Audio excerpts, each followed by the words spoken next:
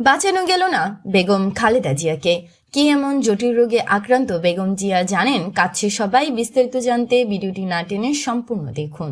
BNP chairperson ও সাবেক প্রধানমন্ত্রী খালেদা জিয়ার শারীরিক অবস্থা সংকটময় বলে জানিয়েছেন দলের মহাসচিব মির্জা ফখরুল ইসলাম আলমগীর।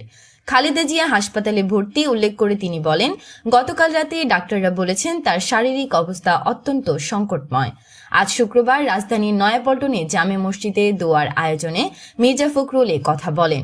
এ সময় আরও উপস্থিত ছিলেন বিএনপির যুগ্ম মহাসচিব রুহুল কবির রিজভী। খালেদা জিয়ার সুস্থতা কামনা করে আজ সারা দেশের মসজিদে মসজিদে দোয়ার আয়োজন করে বিএনপি। নয়াপল্টন মসজিদে মির্জা ফখরুল বলেন, গণতান্ত্রিক উত্তরণে সবচেয়ে বড় অবদান খালেদা জিয়ার। গণতন্ত্রকে প্রতিষ্ঠার জন্য তিনি লড়াই করেছেন, সংগ্রাম করেছেন, কারাবরণ করেছেন, নির্যাতিত হয়েছেন। সর্বশেষ তিনি অসুস্থ হয়ে হাসপাতালে ছিলেন। আপনারা জানেন 2 দিন ধরে তিনি আবার অসুস্থ হয়ে এভার কেয়ার হাসপাতালে ভর্তি রয়েছেন। এর জন্য আমরা আমাদের দলের পক্ষ থেকে গণতন্ত্রের নেত্রী, গণতন্ত্রের মাতা খালেদা জিয়ার রোগ মুক্তির জন্য সারা দেশের জনগণের কাছে বাদ-জুমা দোয়া চেয়েছি। বিএনপির মহাসচিব বলেন, আল্লাহ যেন তাকে সুস্থ করে দেন। সুস্থ অবস্থায় আবার জনগণের মধ্যে ফিরে এসে দেশের মানুষের জন্য কাজ করার সুযোগ করে দেন। নয়াপল্টন জামে মসজিদ দোয়ার আয়োজনে বিএনপির বিভিন্ন অঙ্গ ও সহযোগী সংগঠনের নেতাকর্মীরাও অংশ নেন।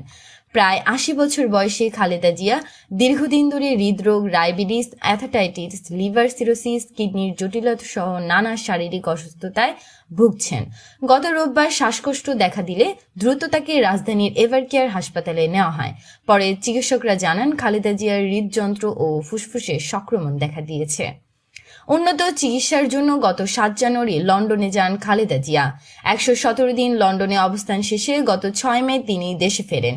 এরপর একাধিকবার শারীরিক নানা জটিলতায় তাকে হাসপাতালে যেতে হয়েছে। তো বন্ধুরা, বেগম খালেদা জিয়া সুস্থ হয়ে আমাদের মাঝে ফিরে আসুক, এটাই আমাদের চাওয়া। সবাই দোয়া করবেন।